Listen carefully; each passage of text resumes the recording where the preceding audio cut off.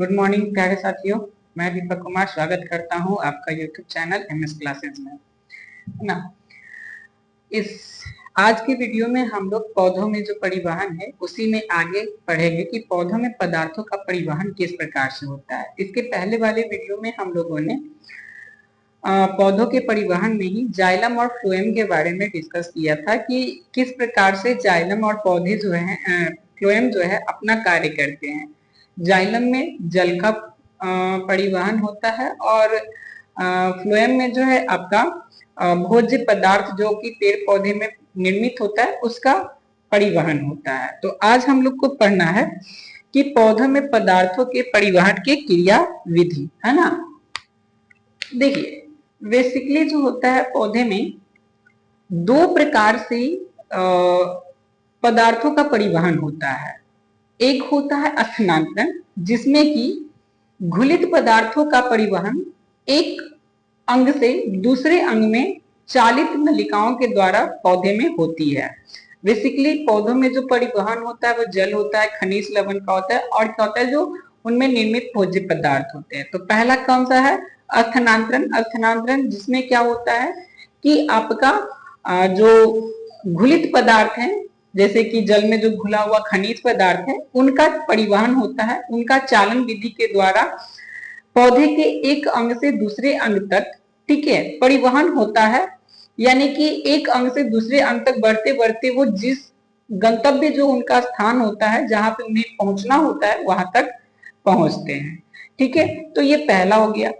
दूसरी जो विधि होती है इसमें वह है वाष्पोत्सर्जन, जिसमें होता क्या है कि जो जड़ के द्वारा जल अवशोषित किए जाते हैं वह जल जो होता है पत्तियों तक पहुंचता है स्थानांतरण विधि के द्वारा, और पत्तियों में पहुंच करके वहां पे भोज्य पदार्थ निर्मित होने के बाद जो जल होते हैं वह वाष्प के रूप में पेड़ पौधे से बाहर निकलते हैं।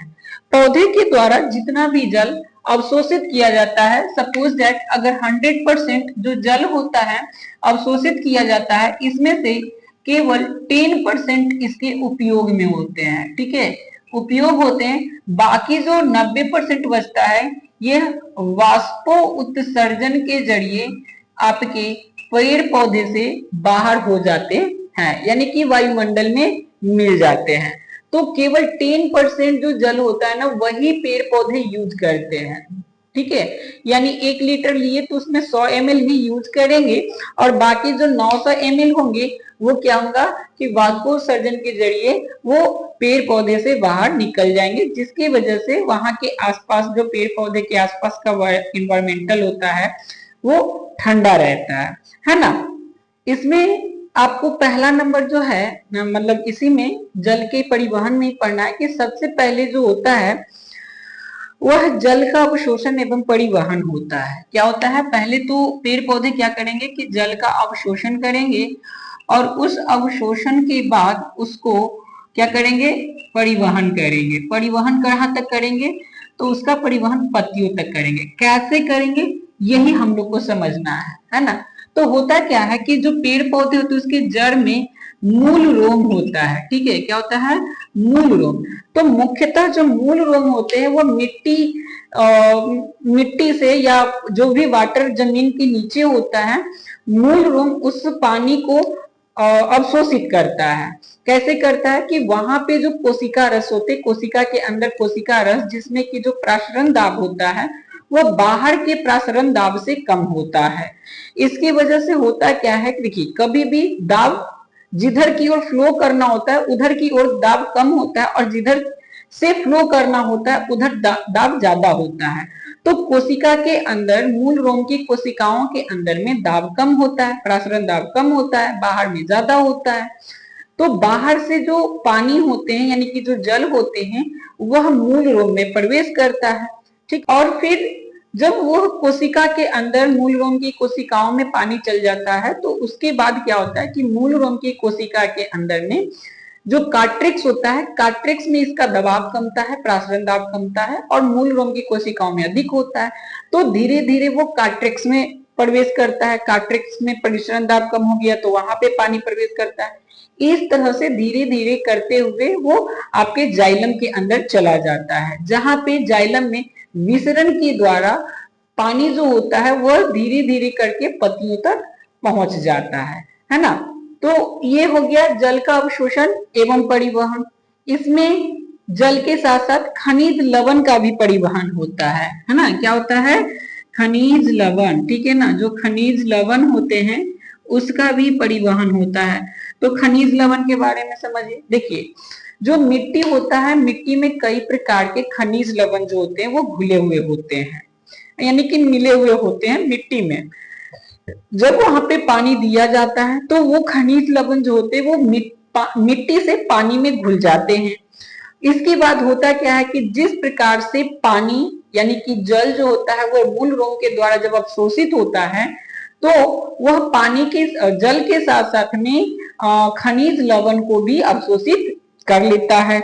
और जिस प्रक्रिया के द्वारा जल का परिवहन होता है उसी प्रक्रिया के द्वारा फिर मतलब जल में घुले हुए खनिज लवणों का भी परिवहन होता है और वह धीरे धीरे नीचे से ऊपर चढ़ते हुए पत्तियों तक पहुंच जाता है ना। और इसमें बात एक टर्म समझिएगा कि जब अधिक ऊंचाई तक ना, बहुत अधिक ऊंचाई तक जब किसी भी पदार्थ का, ठीक है, अधिक ऊंचाई तक पदार्थ का परिवहन जब करना होता है तो परिवहन जब होता है तो उसे हम लोग क्या कहते हैं? स्थानांतरण, ठीक है ना। क्या कहते हैं? स्थानांतरण कहते हैं, यानी कि उसका स्थान जो है वो बदल रहा है नीचे से, है ना। जड़ ने अवशोषित किया उसको पत्तियों तक, काफी ऊंचे, बड़े बड़े पेड़ में काफी ऊंचे तक पत्तियां होती है, वहां तक पहुंचाती है।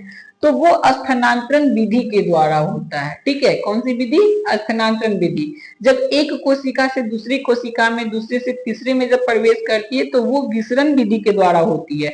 लेकिन जब काफी ऊंचाई तक होता है तो वहां पे स्थानांतरण विधि इस्तेमाल होता है या उपयोग होता है पेड़ पौधे में, ठीक है। इसके बाद है आपको वाष्पोत्सर्जन। क्या है? वाष्पोत्सर्जन, यानी कि पानी का, ठीक है, पानी का क्या करना? उत्सर्जन करना। किसके द्वारा? तो पेड़ पौधे के द्वारा। इसे ही हम लोग वाष्पोत्सर्जन कहते हैं, वेपोराइजेशन।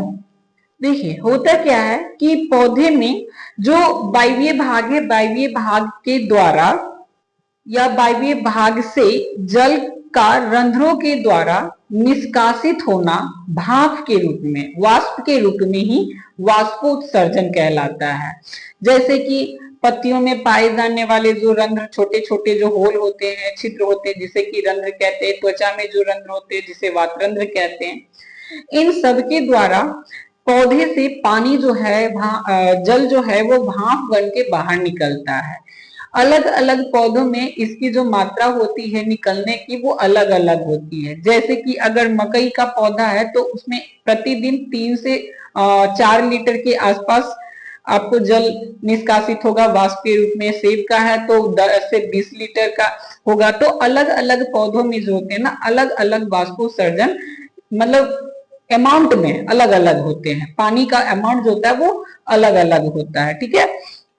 कहा जाता है कि एक जो पेड़ होता है वह पूरे जीवन काल में अपने भार से 100 गुना ज्यादा, ठीक है ना।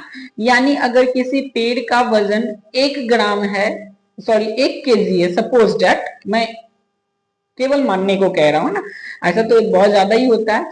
लेकिन मान लीजिए कि अगर किसी पेड़ का वजन जो होता है पूरे लाइफ टाइम में 1 केजी हुआ है तो वो पूरे लाइफ टाइम में 100 केजी के आसपास, 100 लीटर के आसपास जो है वो जल का निष्कासन करेगी। यानी कि 100 गुना से भी अधिक जो होते हैं वो जल का निष्कासन कर देते हैं, ठीक है ना। अब क्या है कि वाष्पोत्सर्जन की क्रिया विधि, है ना। इतना के बाद क्या है? वाष्पोत्सर्जन की, वाष्पोत्सर्जन की क्रिया विधि, यानी किस क्रिया विधि के द्वारा वाष्पों का उत्सर्जन होता है ना।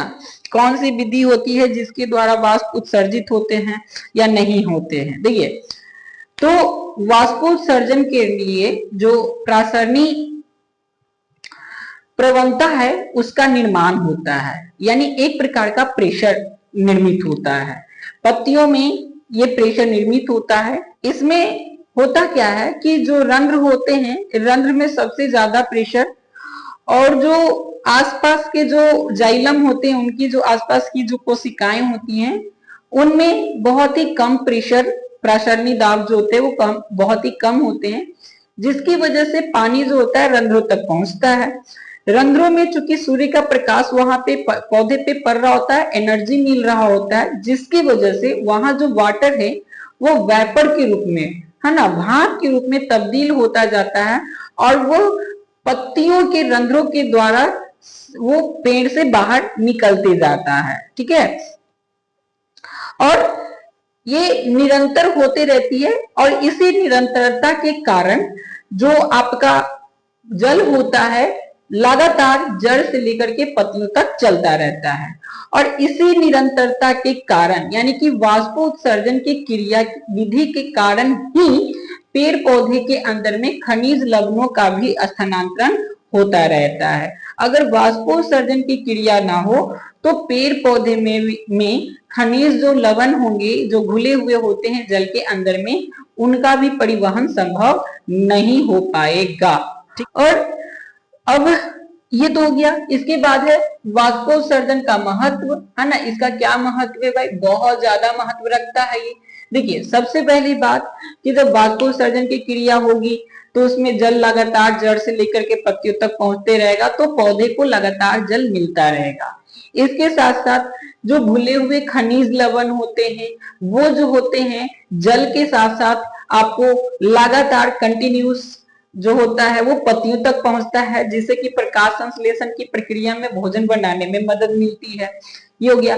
दूसरा कि जब पेड़ पौधे से जल जो है वाष्प के रूप में निकलते, तो आसपास का जो इन्वायरमेंटल होता है पेड़ पौधे के आसपास का, उसको तापक्रम को वहां पे संतुलित बना करके रखता है। तो ये आपको कुछ इसके महत्व भी है। ठीक है, तो आप अभी आपको समझ में आ गया होगा कि पौधे में जो पदार्थों की क्रिया विधि है उसमें हम लोगों ने खासतौर से आज जल के अवशोषण और उसके परिवहन, खनिज लवण के बारे में डिस्कस किया।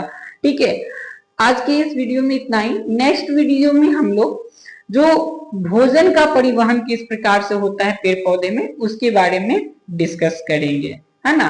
तब ठीक है, तब तक के लिए धन्यवाद। जय हिंद।